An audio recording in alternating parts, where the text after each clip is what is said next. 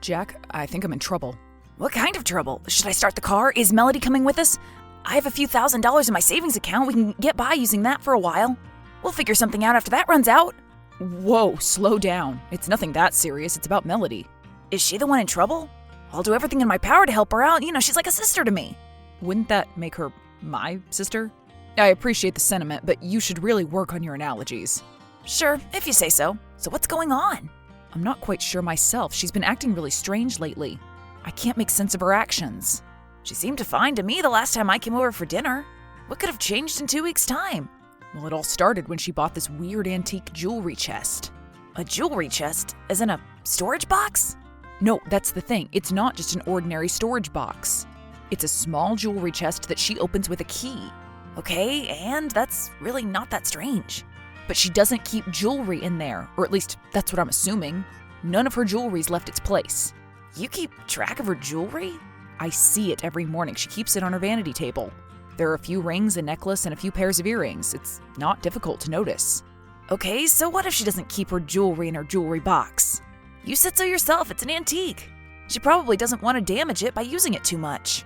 I would completely understand that, but I swear that's not the case. She asked me to never even attempt to open it when she's gone, not even to take a peek inside. I would also get that. She's the one who bought it. I respect her wishes. But, and this is the most bizarre part of this whole thing, every night when she thinks I've fallen asleep, she gets up, opens the chest, takes something out of it, and starts crying silently.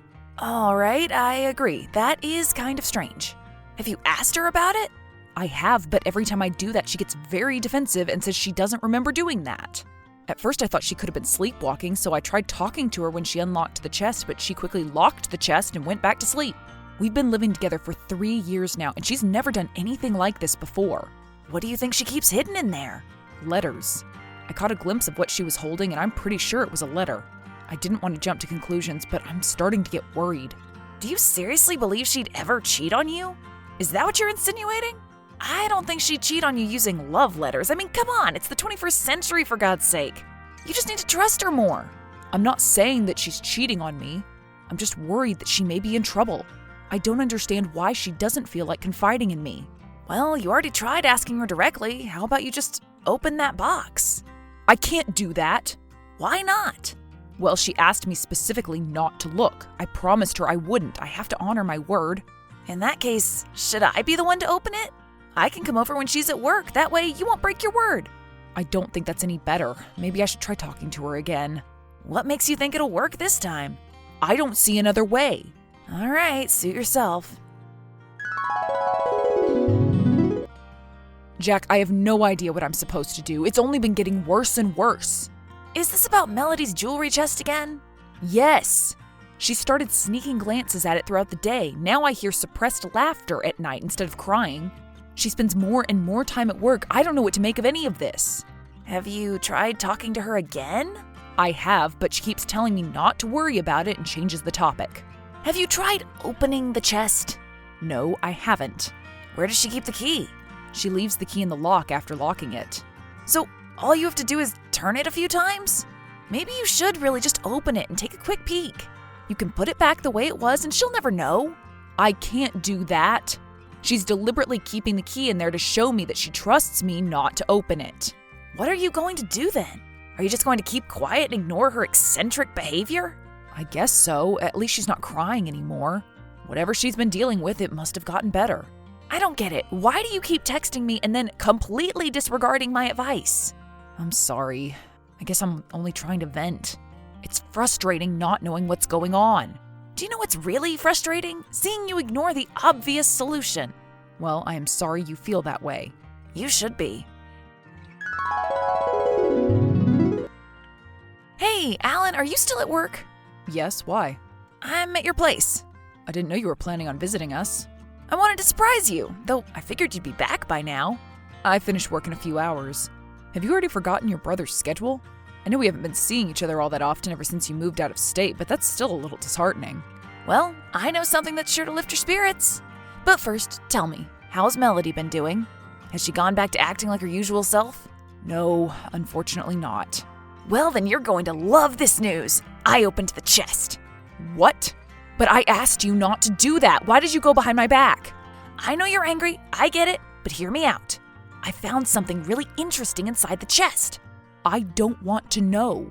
Not even if it meant you could save your girlfriend from a dangerous situation? What have you found? I couldn't see any love letters inside, that's for sure. Just a small piece of paper with a random address and a date scribbled hastily on it. And how does that mean Melody's in danger? Isn't it obvious? She's meeting up with someone at night in some remote place in the woods. If that doesn't scream danger to you, I don't know what will. Okay, well, you didn't specify the details. Should we just call 911?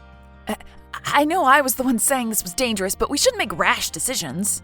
For all we know, she could be meeting up with her friends or family members. But now that I know where she's going, I can't help but feel worried. What if she really is in danger? And I've been idling this whole time. I should have acted sooner. This note still doesn't prove anything. We should refrain from making a hasty judgment. We could be panicking for no reason. Why don't you ask her about this? I'm sure she'll explain everything.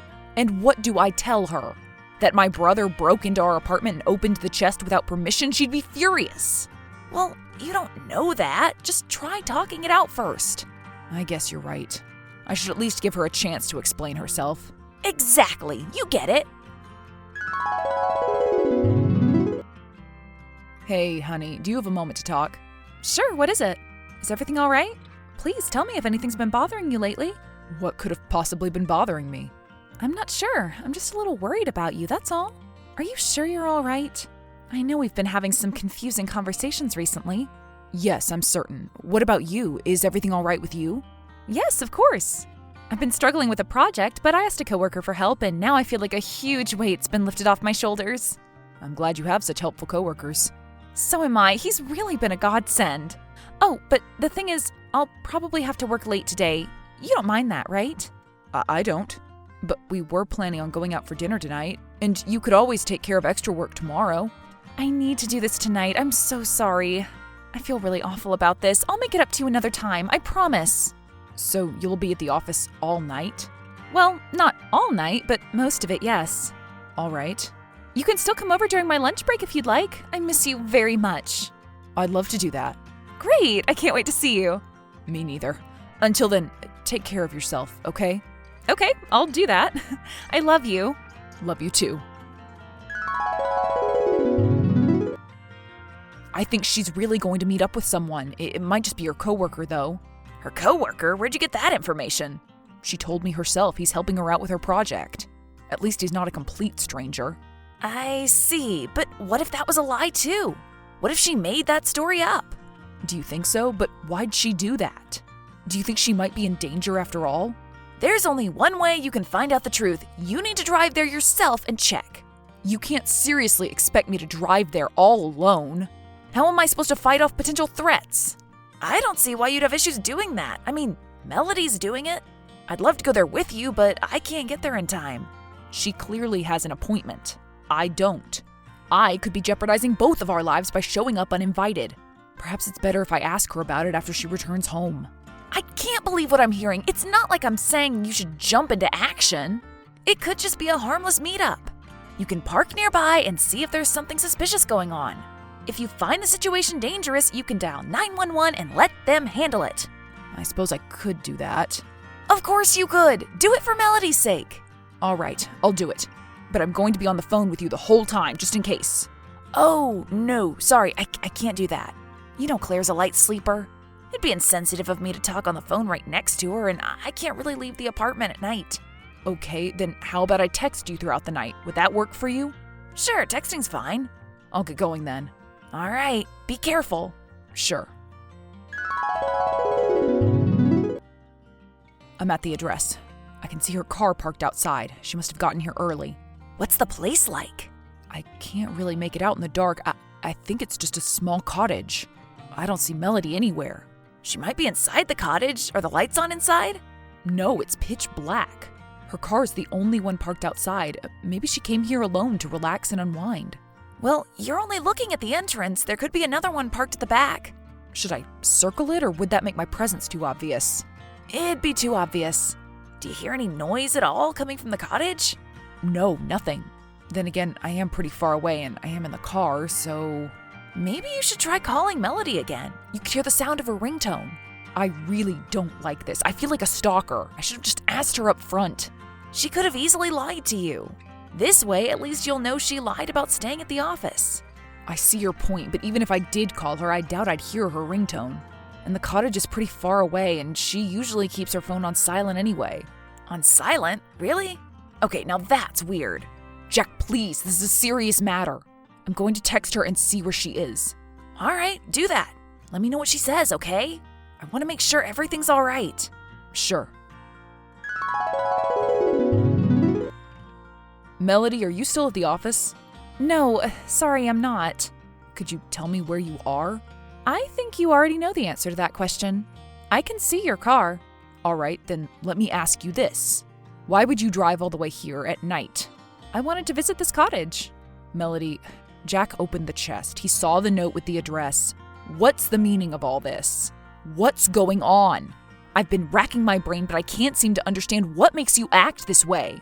Well, you were supposed to find out a lot sooner. But for some reason, it's been almost a month already. I don't understand what you mean. You really have the patience of a saint, Alan. You were supposed to open that chest in a day or two, max. But you kept stubbornly refusing. You asked me not to open it. I know. I was trying to surprise you. I did everything I could to tempt you to open it, but you never gave in. That's why we had to take drastic measures. We? Jack and I.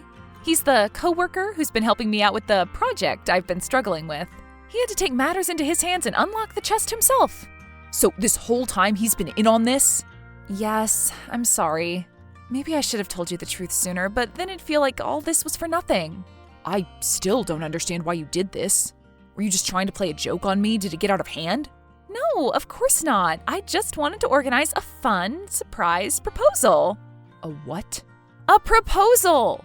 You were supposed to open the chest, find the address, drive here at the time specified on the note, and be met with our close friends and family in the beautifully decorated cottage. Then I'd enter and propose. It seemed fun and exciting in theory, but everything went off the rails pretty quickly. I should have just stopped. I am so sorry. So what you're saying is our friends and family members are currently in that cottage? Yes. Wait, let me turn on the lights. Do you see them inside now? I do. I asked them to park by the back entrance. Jack was supposed to keep you busy until we finished setting up. I see. I get it. If you're angry, I do. You don't have to come in. You can drive away and break up with me if you'd like. I understand. Nobody's going to blame you. I'll tell everyone it was all my fault. I promise. I can't do that. Right, of course. This was a foolish idea. I should have stopped sooner. I'm so sorry. I'll drive back home and start packing my things. No, Melody, that's not what I meant. I can't drive away and break up with you. I can't do that. I love you. Despite all I've done? I admit this past month's been a lot, but I can see that it was coming from a good place. I appreciate you putting so much time and effort into planning the proposal. Had it gone according to the plan, I'm sure I'd have loved it. Do you really mean that? Of course. Well, then I admire your patience and your insistence on respecting my wishes. I was being far too selfish. I don't even know why I kept going with this. Can you ever forgive me? I'm sure I can do that. I'm just glad that you're not in danger. But I'm guessing you won't be accepting my proposal tonight. I don't think I want the memory of our engagement to be tied to this day. Let's do it another time in the future. I can join you for the party, but that's about all I can do for now. Right, of course, I get it. I'm sorry all your hard work had to go to waste. Oh, please, don't apologize. I just want to forget I ever thought this would be a good idea. I feel awful. It's okay. It could have been worse, right? Well, that's one way of looking at it. What can I say? I am a hopeless optimist. Are you really? Well, yes. Deep down in my heart, I really am. I love that.